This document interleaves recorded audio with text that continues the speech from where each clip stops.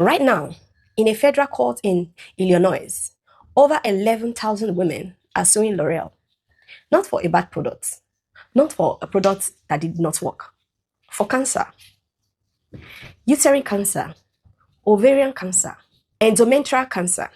They allege that the chemical hair relaxers they use, some of them for decades, starting in childhood, expose them to endocrine disrupting chemicals that interfered with their hormones and caused their reproductive system to fail. Now, I want to be precise with you. These are allegations in active litigation. The trial began in 2026. No final verdict has been delivered. What has been delivered is the science that triggered those lawsuits, peer-reviewed, published in the Journal of the National Cancer Institute. And what that science shows is something every Nigerian woman, every African mother putting a relaxer on her daughter's hair deserves to know. Welcome. This is an episode of What They Replaced. Episode 4, Part 2. I have made episode 4, Part 1 before, where I talk about the skin. In this episode, we are talking about the body, what they put in the bottle. Let's go. Part 1, the relaxer. Let me give you the verified sequence of events. In 2022, the National Institutes of Health published results from the sister study, a large epidemiological study tracking over 33,000 women across the United States. The finding: women who use chemical hair straightening products more than 4 times per year were more than twice as likely to develop uterine cancer compared to women who did not use these products. Twice as likely. The researchers identified the likely mechanism: endocrine disrupting chemicals, EDCs, phthalates, parabens, formaldehyde. These are chemical products. You can check your product for these names. Chemicals that mimic or interfere with the body hormonal signals, specifically estrogen and progesterones, the hormones that regulate the reproductive systems.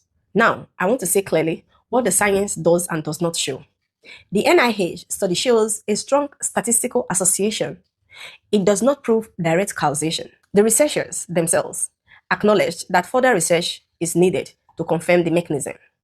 L'Oreal response to the lawsuits has been to say exactly that the study found no causal connection. That is technically accurate, and it is also the standard legal response of every company that has ever faced a mass tort claim over a product it continued to sell while the evidence accumulated. The tobacco industries said the same thing for 40 years. What the plaintiffs are arguing and what the court has allowed to proceed is that the manufacturers knew their products contained endocrine disrupting chemicals, knew the scientific literature was raising concerns, and chose not to warn customers. The court has not dismissed those claims. As of early 2026, 11,440 women are plaintiffs in this case. 11,440. Here's what the chemical profile of this product actually contains. Phthalates, plasticizing chemicals used to make the product smooth and flexible.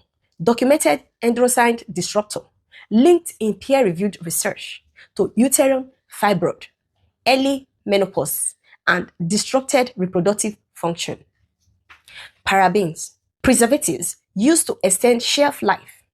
Documented ability to mimic estrogen in the body, associated in multiple studies with hormone-sensitive cancer.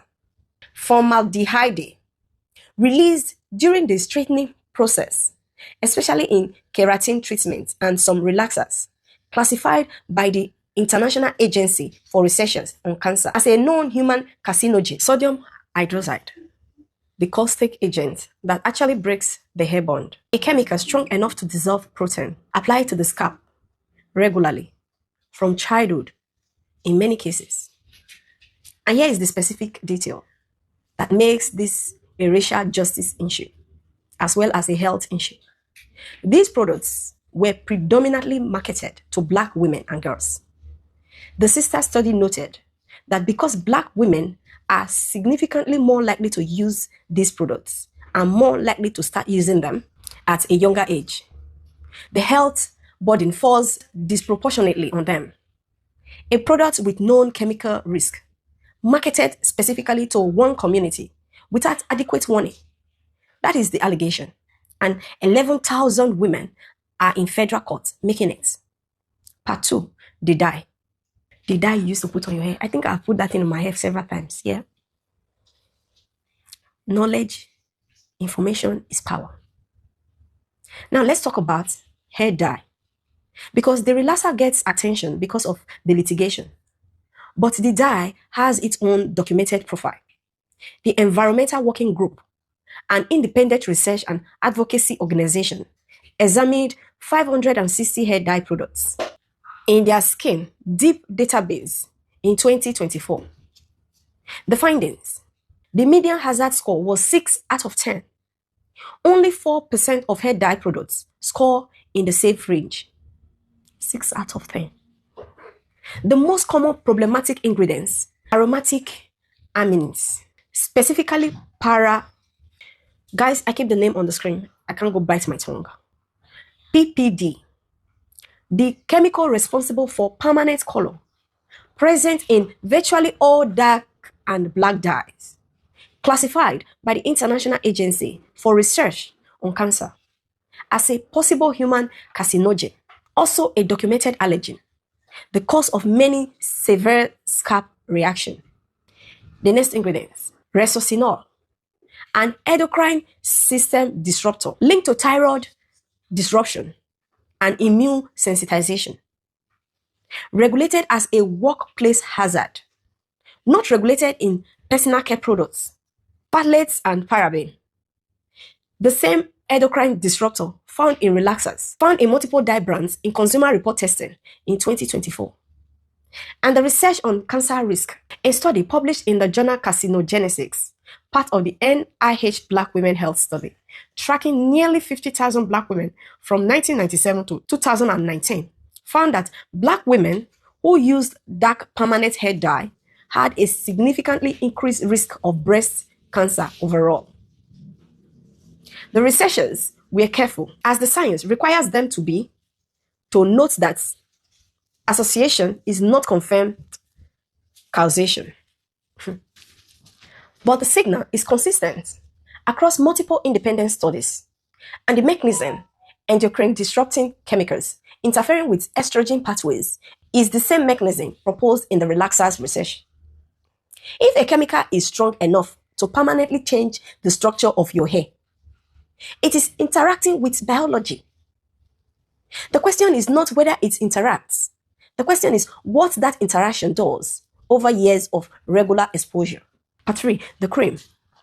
I told you in part 1 of this episode that the skin lightening industry in Africa is worth over $8 billion annually. Now, I want to tell you what is inside the products driving that number.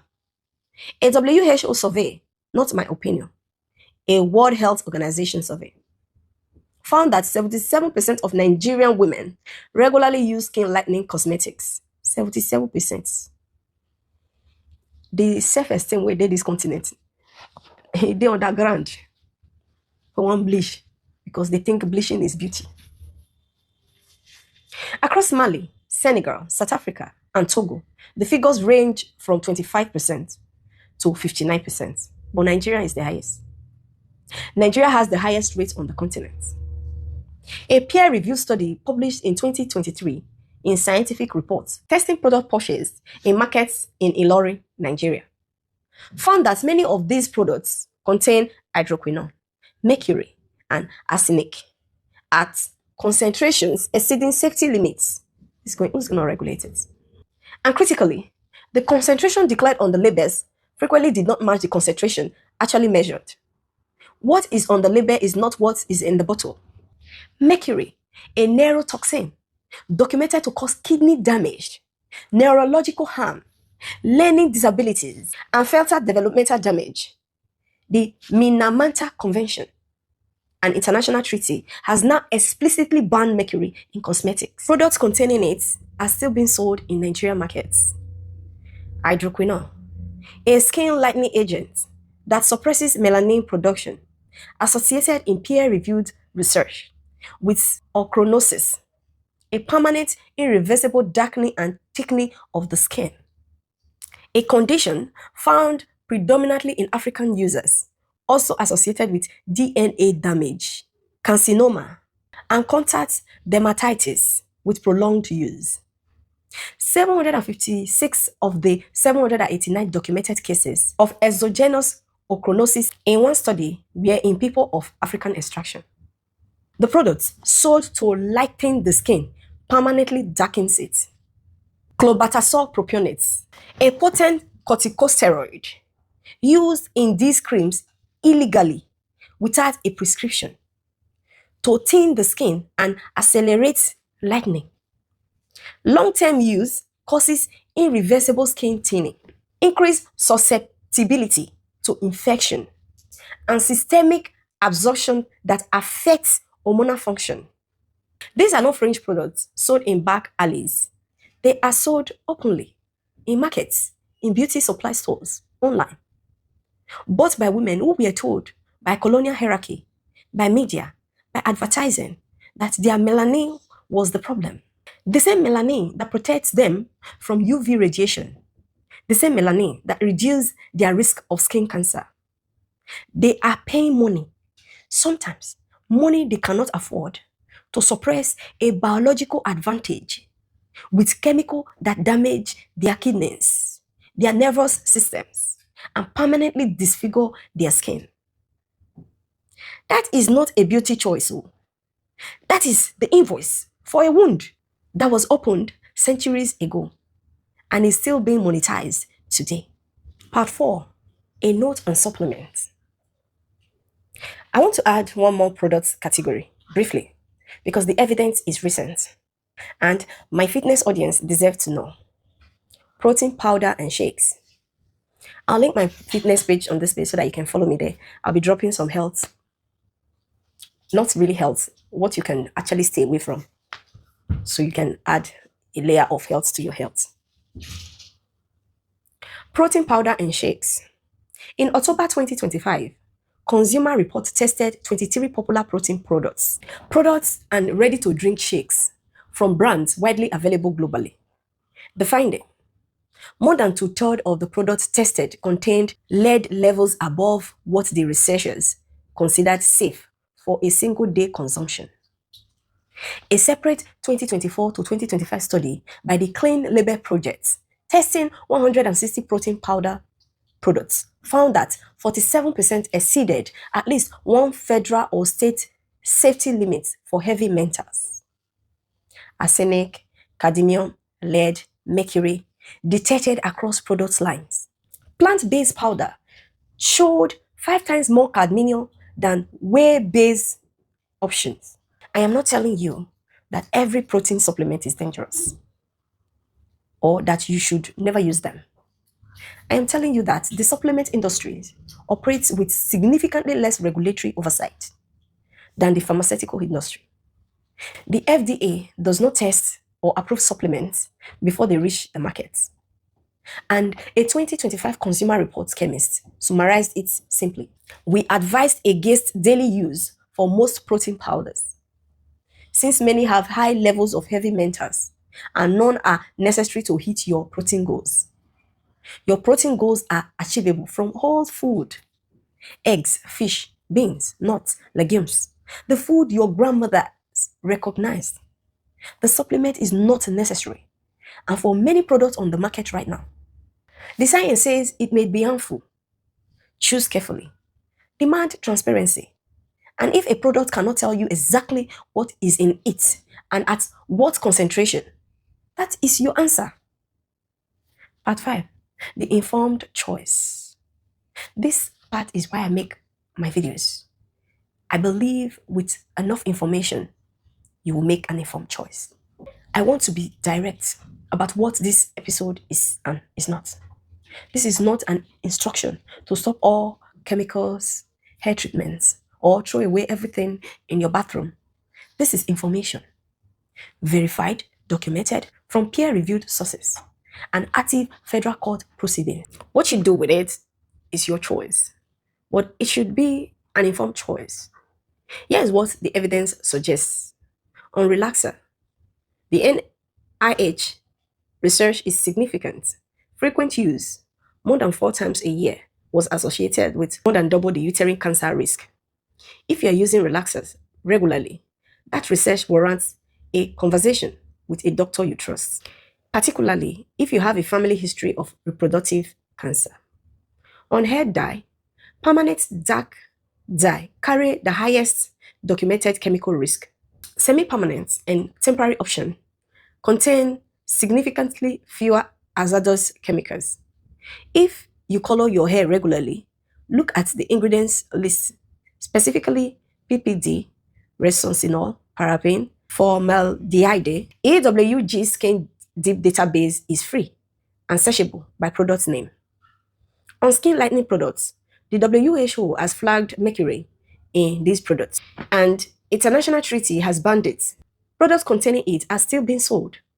If you use skin lightening products, test them or have them tested before you put them on your body, or stop. Because the melanin they are suppressing is protecting you. The grandmother who used palm kernel oil on her skin was not unsophisticated. She was using a product she understood completely, whose ingredients she knew, whose effects she had observed across generations, whose safety she could verify with her own eyes and hands. The bottle with the unfamiliar ingredients list is asking you to trust a company whose primary obligation is not your health, it is their profits. That does not make every company malicious. It makes every consumer responsible for knowing what they are buying. You now know more than you did before you watched this video. Use that knowledge. My name is Inye. We verify before we publish, so you can make informed choices. Know the truth and speak it anyway. Share this with the women in your life, mother, daughters, sisters, who use this product regularly and have never been told what's in them. That information is their right.